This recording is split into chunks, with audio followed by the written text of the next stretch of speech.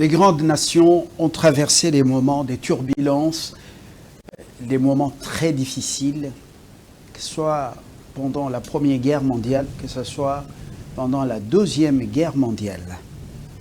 Nous l'avons dit, des humiliations imposées à des grandes nations. Mais des grands hommes,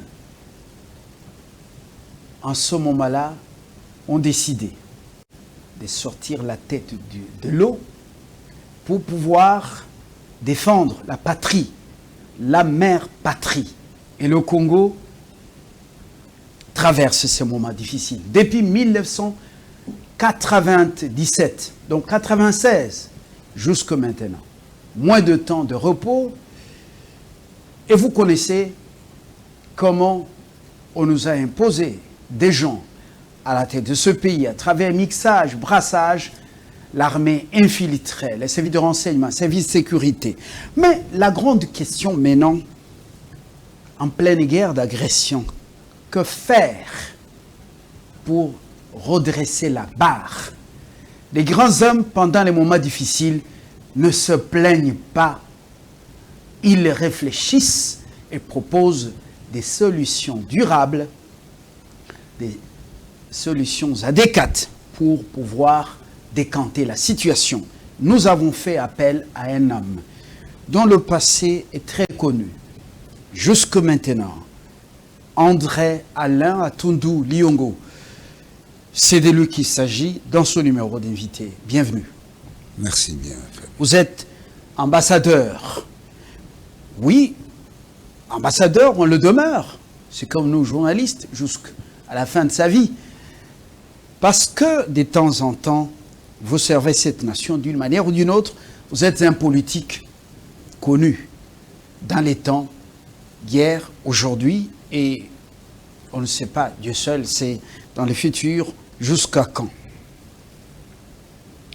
La question, elle est importante parce que beaucoup de Congolais, dans la diaspora et ici, il y en a qui ont perdu l'appétit. Il y en a qui sont découragés. Il y en a qui interrogent en ce moment où sont ces hommes dont on parle au Kasaï. Les hommes avec grand H et des femmes avec grand F. La première préoccupation, ce sont des préoccupations des Congolais sur la situation sécuritaire. L'accord de Washington, les accords, parce qu'il y en a eu deux, l'accord de paix RDC-Rwanda, et puis l'accord RDC-États-Unis d'Amérique. C'est pourquoi nous parlons des accords. Ces accords sont-ils capables de nous garantir, nous, Congolais, la sécurité et la paix? Atundu Liongo, moi je vous regarde dans les yeux, vous êtes un homme expérimenté, on a besoin de vous en ce moment pour dire des choses qui tiennent la route. Merci Fabien. C'est une série de questions que vous avez posées.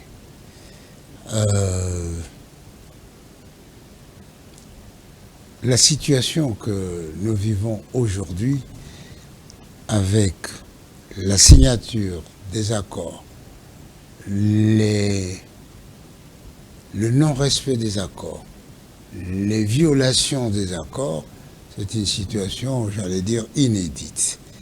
Et face à une telle situation, nous devons aussi avoir un comportement inédit, c'est-à-dire inattendu de l'adversaire de l'ennemi. Quelle est la priorité pour nous? La priorité pour nous, c'est de récupérer le territoire national et d'y imposer la paix. Aujourd'hui, malheureusement, depuis 2 ans, 3 ans, nous ne faisons que perdre. Avec la chute de Vira, ça doit sonner, d'avoir l'effet d'une chiconaude, c'est-à-dire un sursaut de réveil. Tiens, je dormais. Si ça continue comme ça, je vais perdre mon pays avec les ambitions connues du M23, les ambitions cachées de Kagame et les ambitions inconnues des multinationales. Parce que eux aussi, ou elles aussi, ont des ambitions. Les multinationales et les États étrangers. Alors, la première leçon de tout ça, c'est que nous devons compter d'abord sur nous-mêmes, sur notre armée. D'où il est nécessaire d'avoir une idée exacte de l'état réel de notre armée. Une armée qui lève le pied lorsque l'ennemi approche.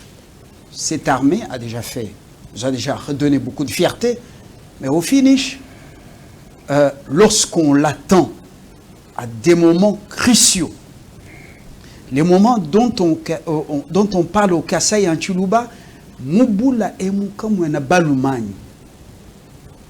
Vous êtes un polyglotte pour dire, dans cette cité, dans ce village, dans ce pays, dans cette cour, est-ce qu'il n'y a pas d'âme? Je ne parle pas de Mibali Angouya, dont on parle dans la publicité, qui consomment les racines et d'autres produits, substances aphrodisiaques. Non, des hommes avec morale solide, en acier, des hommes qui viennent au secours de leur peuple, qui sauvent les femmes et les enfants, et qui lavent l'affront, qui enlèvent l'opprobre. Oui, est-ce qu'on doit se réveiller maintenant seulement? Il faut absolument se réveiller. Comment compter sur cette armée dont des généraux issus du régime Kabila, on connaît le nommé Kabila, des généraux bombardés issus des brassages, mixages, des généraux, pour la plupart, vous connaissez, qui aiment seulement être à l'Est, d'autres généraux affairistes, qui collaborent avec l'ennemi. Nous avons beaucoup d'informations. Comment compter sur une telle armée? La première opération, c'est d'abord d'assainir l'armée. Assainir l'armée, c'est-à-dire éliminer tous les poids morts, c'est-à-dire les gens qui ne sont plus aptes au combat, c'est-à-dire les traîtres, c'est-à-dire les infiltrés, c'est-à-dire les gens qui ne sont pas formés, qui n'ont pas le moral. Ces gens-là, il faut commencer par là. Alors, deuxièmement, il faut former un corps. Un corps, j'allais dire, de réplique. Je crois dans l'armée, on l'appelle corps d'intervention et de choc. Ces gens-là qui ont pour vocation et pour mission d'aller au contact de l'ennemi, de le repousser et, si besoin, d'établir un no man's land à partir du territoire ennemi. Ça, c'est important. Ça, c'est la qualité humaine. Parce que dans l'armée, l'homme vaut mieux que l'armement, vaut mieux que les techniques. Parce que si vous n'avez pas de bombe atomique, donc vous avez quelqu'un qui peut entrer là où se trouve la bombe et la neutraliser, vous êtes plus puissant que l'homme qui n'a que la bombe mais qui ne sait pas la protéger. Et donc voilà pourquoi nous devons faire un effort pour avoir un corps d'élite, d'intervention et de choc. Comment à qui il faut faire en pleine guerre d'agression? Cette armée-là restructurer, désactiver les traîtres qu'on ne connaît pas tous. Et pendant que certaines nominations sont proposées ou soumises à l'appréciation, à la dernière décision du chef de l'État, mais des nominations des personnes au sociogramme douteux, des gens dont le sociogramme n'est pas scanné par les services de renseignement, par moments nommés eux-mêmes par des traîtres. Je suis incisif parce que mon pays est en danger. André Alain Antoun. Dans l'armée, on dit ceci. La peur ne chasse pas le danger. Donc ça ne sert à rien d'avoir peur.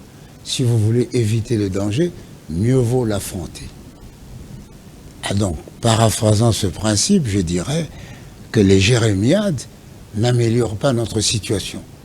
Si nous voulons améliorer notre situation, nous devons affronter cette situation et trouver des remèdes adéquats, des remèdes idoines qui font mal.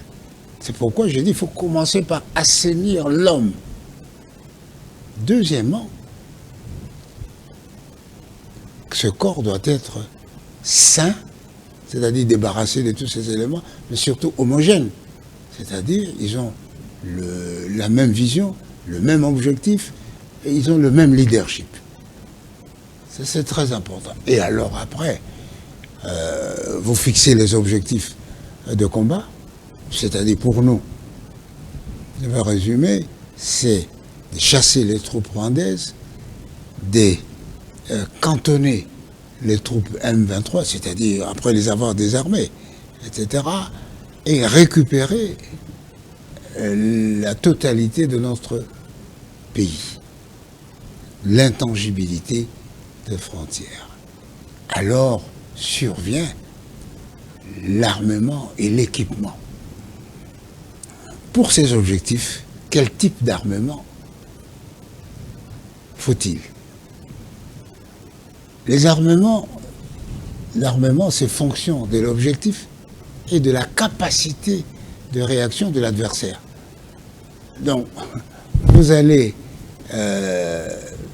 attaquer, repousser jusqu'au Rwanda, mais le Rwanda a des armes plus que vous ou des avions que vous n'avez pas.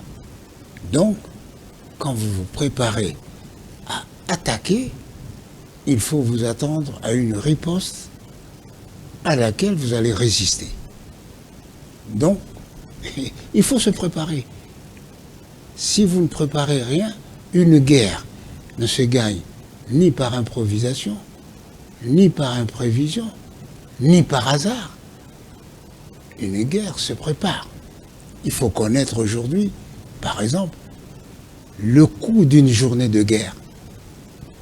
Le coût d'une journée de guerre. L'impact des pertes. Les risques que nous prenons. Est-ce qu'il faut? Quelle stratégie adopter? Une stratégie défensive à l'intérieur de nos frontières ou une stratégie offensive au-delà de nos frontières? Quand vous examinez dans les relations internationales l'agression, la définition de l'agression, il y a plusieurs types d'agression. Lorsque quelqu'un vous provoque et que vous tirez la première balle, vous n'êtes pas agresseur, c'est lui qui est agresseur.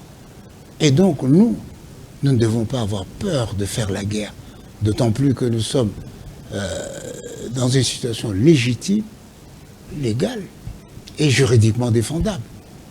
Vous le dites bien, nous quittons les définitions des concepts tels qu'elles sont enseignées dans les auditoriums des universités ou dans les académies militaires et d'autres écoles de renseignement et pour descendre sur le terrain. Au regard de ce qui se passe au Moyen-Orient ou ailleurs, lorsque Washington dit, par exemple, à Israël de ne pas frapper, de ne pas faire ceci, Israël s'entête. Légitime défense dit, non, mais c'est ma sécurité qui est en danger, Israël s'entête. Pourtant, ce sont des alliés les plus connus du monde. Et Washington protège bien Tel Aviv ou Jérusalem. Pour le cas du Congo, pourquoi sommes-nous des élèves trop dociles? Or, moi, on m'a enseigné qu'un élève trop docile ne sera jamais, ou un enfant trop docile ne sera jamais un homme dans la vie. Un homme décidé, un homme comblé, un homme complet. Alors, nous, les multinationales qui sont chez nous, qui appuient le Rwanda, qui exploite chez nous, équipe l'armée rwandaise. Doha est derrière le Rwanda et là beaucoup équipé. Washington également avec les démocrates, même certains républicains. L'Union européenne, n'en parlons pas. André Alain Atundou, pourquoi avons-nous peur? On n'a jamais attaqué ni Siangungu, ni Kigali, on n'a jamais attaqué. Alors que nous avons aussi une logistique qui fait mal.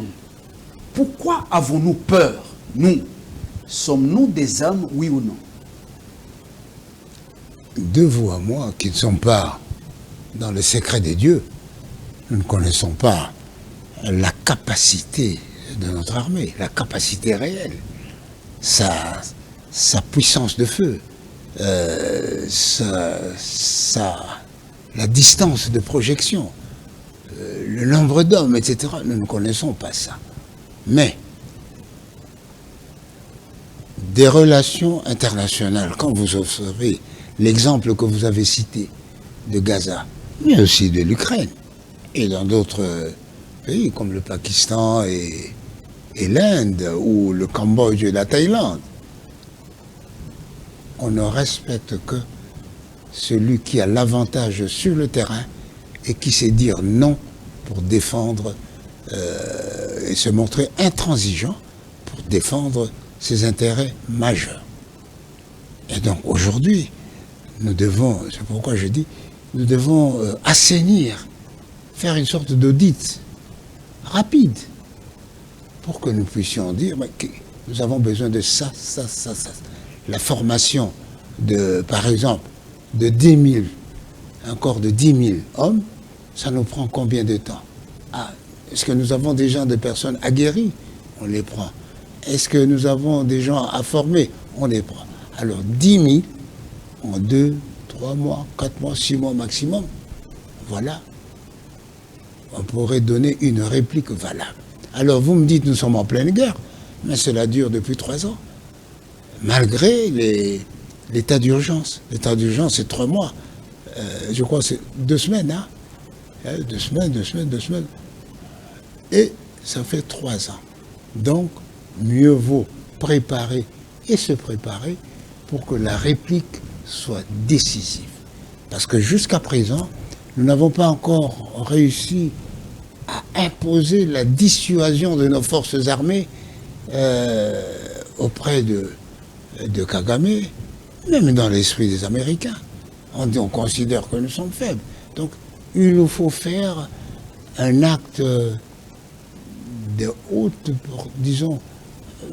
Nous sommes trop dociles, trop bons. Non. On croit que le Congo, c'est une paroisse. Voyez, je ne voudrais pas expliquer cela, sinon on dira, c'est normal, il doit expliquer. Que le fait qu'on n'attaque pas le Rwanda, ça peut être aussi un signe de sagesse. Si vous n'êtes pas préparé à résister à la contre-attaque, vous pouvez perdre. Donc ça peut être un signe de sagesse. Ça peut. Mais ça peut être aussi un signe, c'est qu'au niveau de l'état-major, il y a des tièdes. Il y a des gens qui n'ont pas les intérêts bien compris de la raison, du pays. Vous l'avez dit, donc des traîtres. Oh, il y a des traîtres. Des gens à vomir. Non, il y a des traîtres. Plusieurs fois dénoncés en complicité avec Kampala, avec Kigali, mais on le gère comme si c'était une sorte de plaie déjà infectée, mais on dit non, gardons cette plaie parce que si la plaie est ouverte, quand on parle de l'assainissement, oui, c'est bien sûr les traîtres et les infiltrés, ceux dont l'âge d'activité est dépassé, mais aussi les incompétents. Ils sont plus tout aussi nocifs que les traîtres, les incompétents. Et donc, c'est pourquoi je dis, nous devons faire un effort pour dénicher et les traîtres, et les infiltrés, et les incompétents. Le Conseil de sécurité de l'ONU, vous l'avez suivi dans une réunion d'urgence proposée par les États-Unis d'Amérique et la France le discours était clair, vous êtes un diplomate, je sais qu'il y a beaucoup d'hypocrisie là-dedans. Voilà, l'ambassadeur américain a accusé le Rwanda, Kagame, d'avoir planifié cette guerre en RDC depuis longtemps et de piloter les opérations du fameux M23 et sa branche politique AFC. Au département d'État, Rubio a également eu un discours très clair, jusqu'à évoquer les outils dont disposent les États-Unis pour justement rendre responsables les violeurs des accords de Washington. Et puis, la France a dit, pour la première fois, au Rwanda de retirer ses troupes de la RDC. L'hypocrite France. Alors, la question est la suivante. André Atondou, toutes ces déclarations belles à entendre comme des vers, des poèmes, suffisent-elles à dissuader le criminel rwandais et le chef génocidaire? Bien entendu, toutes ces déclarations sont importantes. Cela montre que la communauté internationale a la pleine connaissance des réalités de chez nous. Mais sont-elles des révélations? Tout le monde le sait, ce qu'ils disent, sous quelque forme que ce soit. Mais les Congolais le savent. Et maintenant, qu'est-ce qu'on attend d'eux? Au-delà de ces déclarations, ils doivent prendre des mesures qui obligent le Rwanda à se retirer. Par exemple, à suspendre l'assistance militaire, à suspendre la coopération économique. Parce que sous cet aspect-là aussi, eh bien, tous les minerais volés, etc., ça, ce sont des signes importants et des signes forts. Sinon, si nous nous laissons berner par ces propos agréables à entendre, mais inefficaces sur le terrain, eh bien, ces déclarations vont nous accompagner à la mort. Ce n'est pas la première fois. Vous savez, les États qui veulent se défendre, ils tiennent d'abord compte de leur existence, de leur légitimité, de leur légalité. L'appui extérieur, la sympathie, c'est second.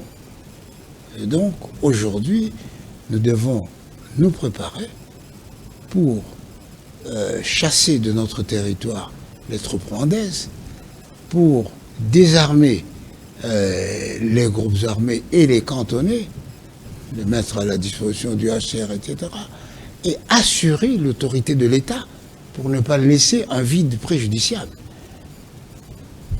Vous connaissez que les multinationales sont sans cœur, ni âme, ce qui les intéresse. Ni les États non plus. Voilà, ces multinationales, ce sont elles qui préparent. Oui, c'est un groupe de voyous qui dirigent le monde. On parle à peu près de 5. Je ne cite pas leur nom. D'autres sont chez nous, qui exploitent par voie dite légale.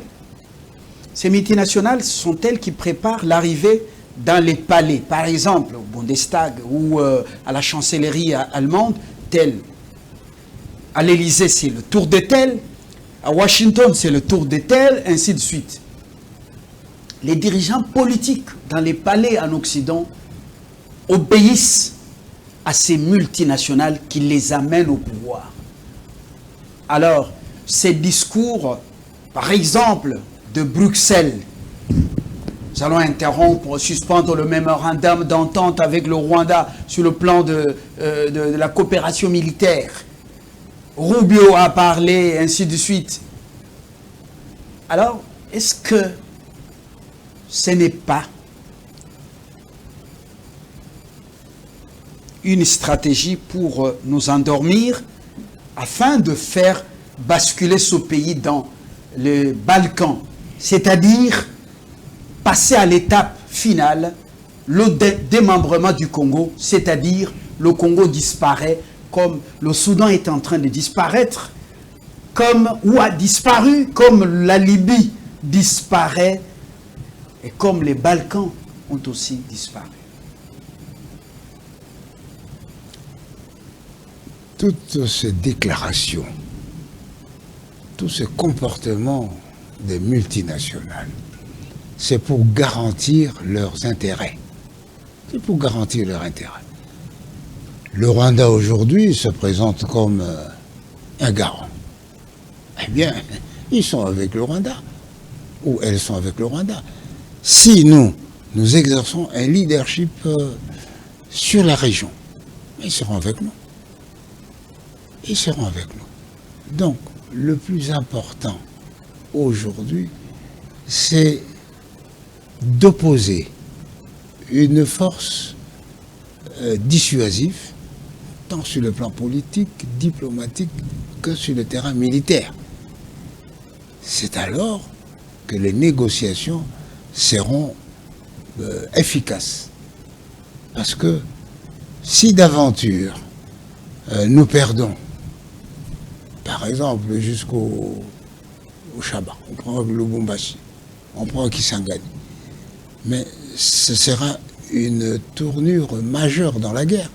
Et nous risquons de vivre la scène que nous avons vécue à l'arrivée d'Afdel, c'est-à-dire que ces multinationales vont signer des accords avec ceux qu'ils considèrent comme prochains possesseurs ou dirigeants du Congo. Lorsque vous êtes à Kinshasa et vous voyez d'autres provinces, est-ce que vous avez l'impression, la vie, les médias, la gouvernance, est-ce que vous avez l'impression que nous sommes en guerre? Aucune mobilisation au niveau national. Quand le chef de l'État parle, ce n'est pas relayé par la territoriale, dans les provinces comme à Kinshasa. On vit comme si c'était dans un contexte normal. Les désordres dans les médias. N'importe qui peut passer. Les discours des gens en soutane, c'est bien relayé. Le tribalisme, la division et tout ça.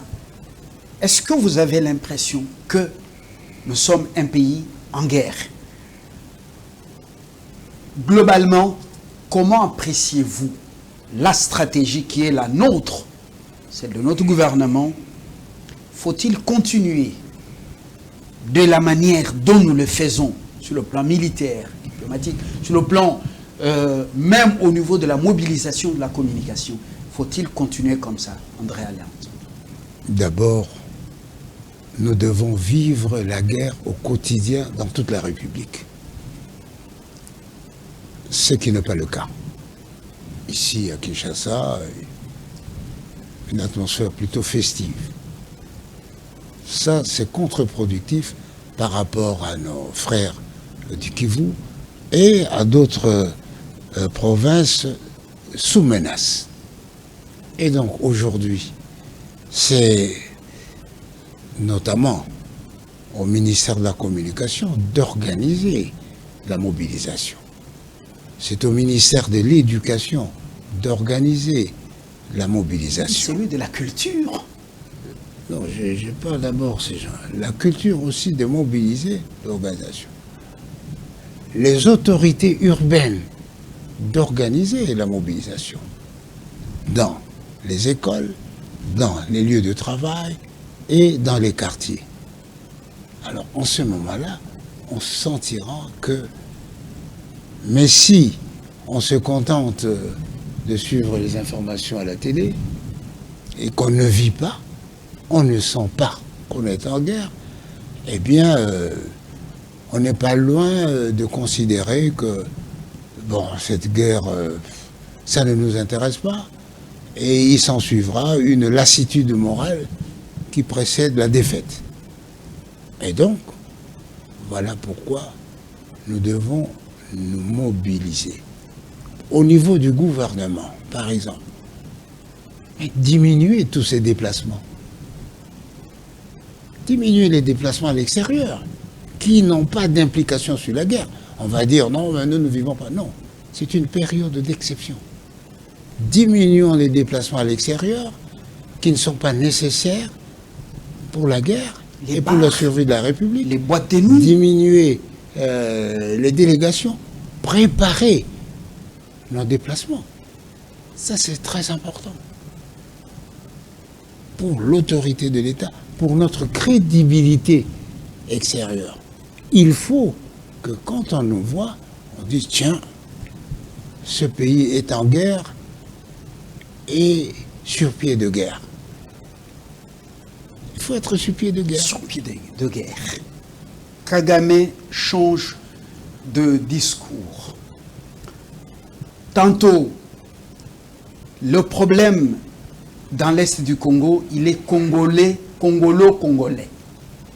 Tantôt, c'est comme dernièrement l'affaire des protections des soi-disant Tutsis congolais, gouvernance en RDC, donc le dirigeant de ce petit pays, comme il avait son gouverneur général ici pendant 18 ans, il sent que la gouvernance de ce pays ne lui profite pas, il veut s'y impliquer. Bon, finalement, c'est Museveni qui sort aussi ses griffes, qu'il avait bien gardées, pour dire une partie de l'Ituri appartient à son pays. Une déclaration de guerre, alors que c'est connu, les troupes de l'armée ougandaise sont dans les opérations conjointes avec les FARDC ici contre les terroristes ougandais des ADF. Alors finalement, Kinshasa n'a pas encore réagi.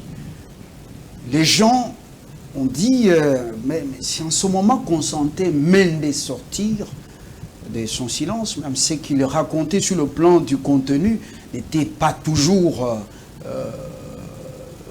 la parole d'évangile. Alors, Kinshasa jusque-là n'a pas réagi. Comment vous avez trouvé cette autre provocation et l'attitude, le changement des timbres chez Kagame? Bon, c'est de bonne guerre, mais je constate, et c'est même le sens, une des raisons de la guerre que nous, disons de la guerre que nous menons,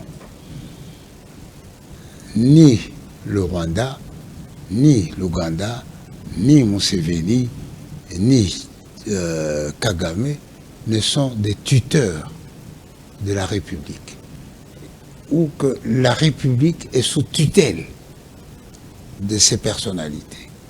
Et donc nous devons réagir et démontrer sur le terrain que leurs prétentions sont irréalistes et même surréalistes.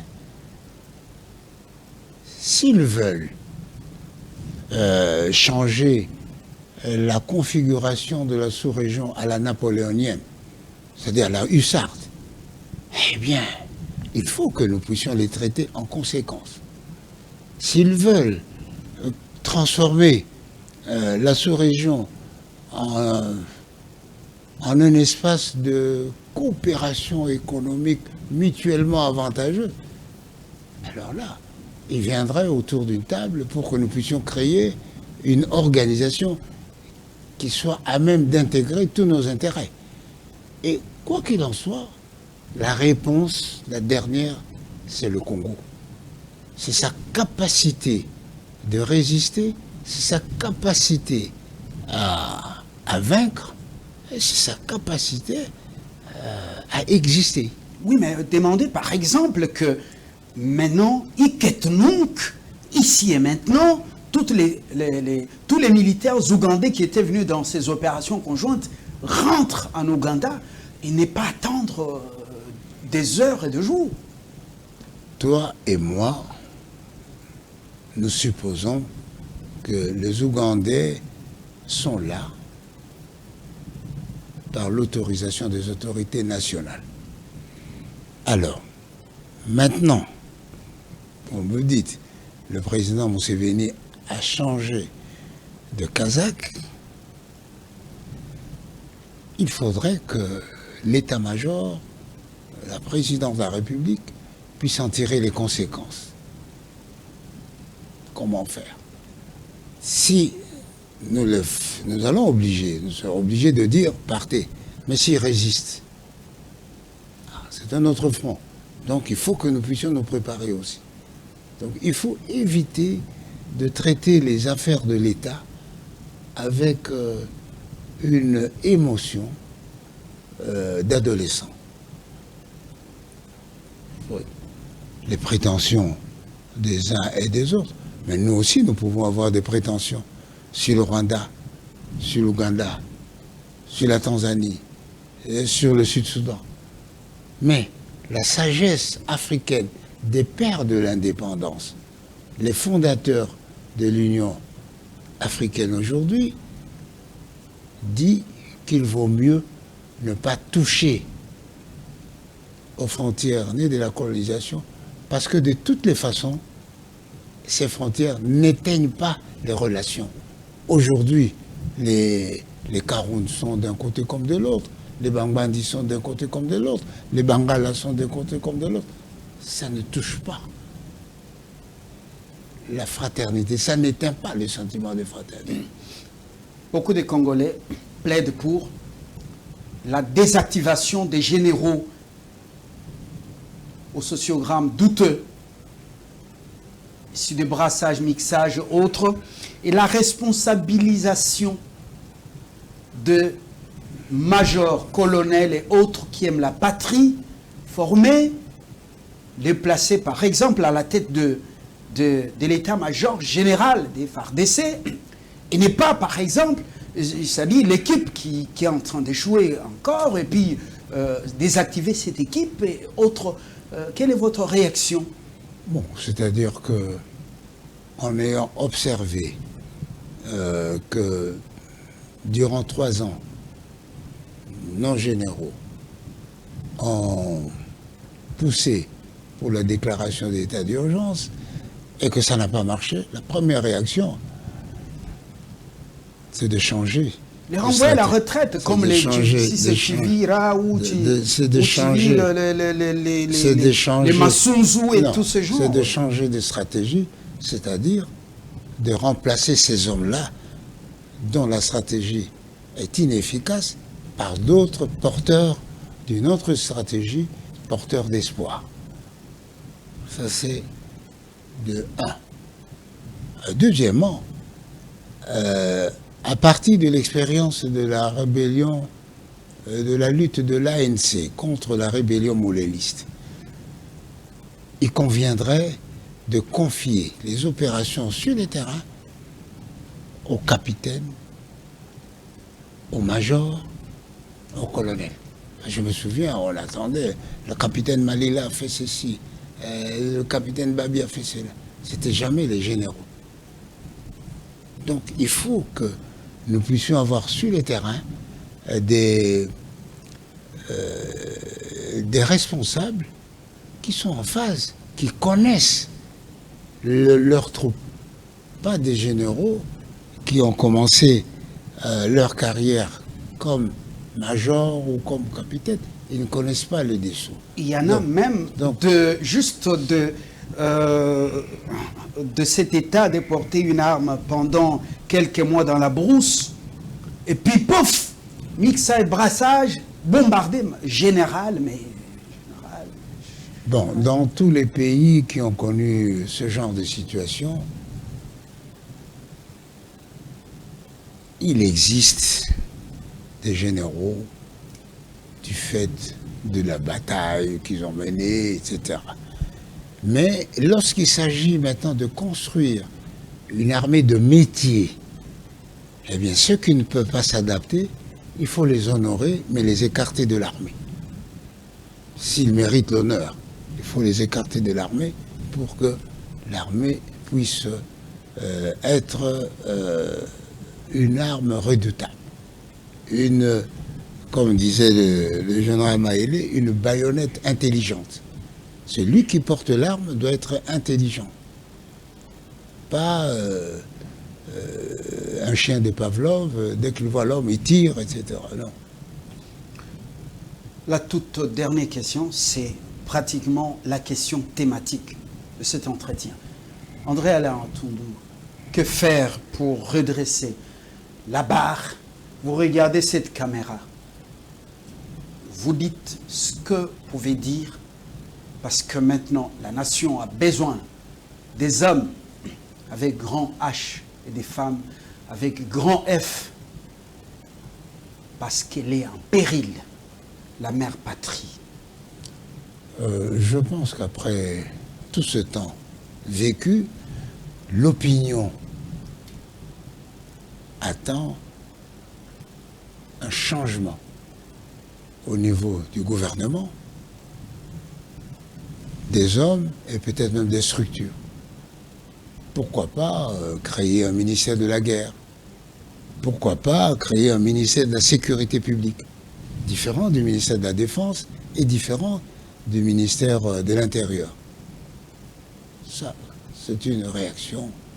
Et puis, les services de sécurité doivent faire le travail, c'est-à-dire connaître les pédigrés de chaque responsable.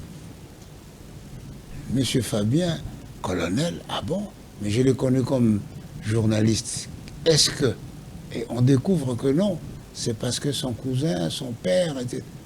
On vous relève, on vous donne les honneurs, mais ou vous rentrez dans les études, ou vous vous contentez des honneurs. Donc ça, c'est très important. Il faut avoir des personnes qu'il faut. Il faut fixer les objectifs qu'il faut, donner les moyens qu'il faut. Parce que de récrimination des troupes sur le terrain, c'est la nonchalance de l'état-major à répondre à leurs besoins. Et donc il faut mettre des gens qui soient impétueux dans l'exécution de leurs tâches. Il faut. Et deuxièmement, la toute dernière, il faut que nous soyons tous réunis derrière le leadership du président Tshisekedi. Pourquoi? Parce qu'il a été élu. Pourquoi? Parce que le peuple lui a donné le mandat de le conduire, de désirer et d'agir en son nom. Et donc, aujourd'hui, je crois que nous devrons en tirer les conséquences. Tous ceux qui soutiennent le président Tshisekedi dans cette guerre d'agression ne peuvent pas être indexés comme de groupes armés. C'est la logique même des choses. Tout comme ceux qui marchent pour lui, etc., ça ne peut pas être indexé comme des troubadours. Ce sont des patriotes conscients de leur responsabilité, surtout de leur rôle premier, qui est de soutenir la vision du chef de l'État, de l'aider aussi par des suggestions. On ne peut pas gagner une guerre si on n'est pas derrière un chef. Et voilà. Au regard du comportement opportuniste de l'élite de ce pays, dans tous les domaines, même le nôtre, journalisme, en politique, dans les affaires, ainsi de suite, au regard de ce comportement, on appelle ça l'inconstance, la versatilité, la traîtrise, l'opportunisme, traiter avec l'ennemi. Pendant cette période, il y en a à l'interne, manifestement qui s'affichent contre la patrie, au nom de leur, c'est pas allégeance à tel ou tel, ainsi de suite. Est-ce que si, pendant ce temps, il y a restriction de certaines libertés, est-ce que c'est toujours de la dictature? Est-ce que c'est irresponsable comme décision? Mais je pense que chaque État doit réagir en fonction de la situation qui est la sienne. Aujourd'hui, il faut assainir l'administration, assainir le corps social des éléments infiltrés des traites. Souvenez-vous, lorsque le président Erdogan avait échappé à un coup d'État, il n'a pas hésité à arrêter 20 000 personnes. C'est important. Aujourd'hui, la France porte-étendard de la liberté. Mais le président Macron est en train de réfléchir sur le rôle du journaliste. Si le journaliste devient un agent de propagande ou l'avant-garde d'une rébellion, ben, il faut que, par ailleurs, nos lois, est-ce que nos lois découragent de tels comportements? Donc, il faut que l'Assemblée nationale s'y mêle pour légiférer, porter des lois qui découragent. Parce que si je prends les armes, je sais qu'on ne me fera rien et que nous allons nous réunir grâce à mon arme, j'aurai une position.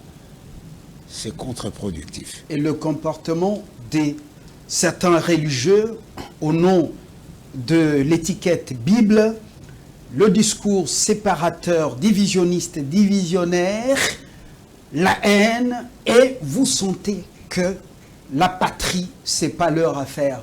Pendant ce temps ici, il faut toujours les laisser utiliser la chair pour pouvoir maudire la patrie. Il faut éviter une tentation. Il faut éviter une tentation. Il est vrai que chacun a la liberté d'expression. Il est vrai que tout le monde n'a pas le même point de vue que le président de la République. Mais il faut savoir qu'est-ce qui favorise ce genre de comportement. C'est pourquoi j'ai dit qu'il faut assainir l'armée, assainir l'administration. Et puis, concevoir des lois qui découragent de tels comportements. C'est une loi impersonnelle. Parce que si vous commencez à traiter cas par cas, sans support juridique, légal ou support législatif, on va vous accuser d'arbitraire.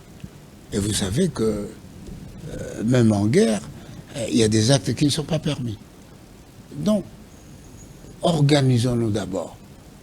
Organisons notre armée pour que l'armée puisse soit le fer de lance de la vision du chef de l'État, le fer de lance de l'intangibilité de la frontière, le fer de lance de la cohésion nationale. Et alors, en ce moment-là, les autres vont suivre. Nous terminons justement cet entretien. André Alain Ntundou, l'armée la plus redoutable au monde, c'est le peuple. Vous avez abordé tous les secteurs, mais vous n'avez pas abordé ce secteur, l'armée, le peuple comme l'armée la plus redoutable. Qu'est-ce qu'il faut faire en ce moment pour mobiliser la vraie armée, le peuple? Je l'ai abordé quand j'ai dit que les autorités municipales et même territoriales devraient organiser le civisme dans les écoles, dans les lieux de travail et dans les quartiers. C'est ça le peuple. Et donc nous avons besoin que le peuple puisse soutenir l'action de celui qui mène la guerre, le chef de l'État, l'armée et d'autres corps.